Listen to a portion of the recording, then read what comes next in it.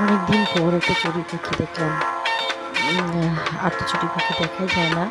তো চড়ুই পাখিটা দেখে যে আমার খুব ভালো লাগলো। আমার ঠাকুর ঘরে জানলায় বসছিল, তো আমি চট করে ভিডিও করেছি। আপনারা কি এখন এরকম চড়ুই পাখি দেখতে পাচ্ছেন? যদি দেখে থাকে তাহলে নিশ্চয়ই জানাবেন।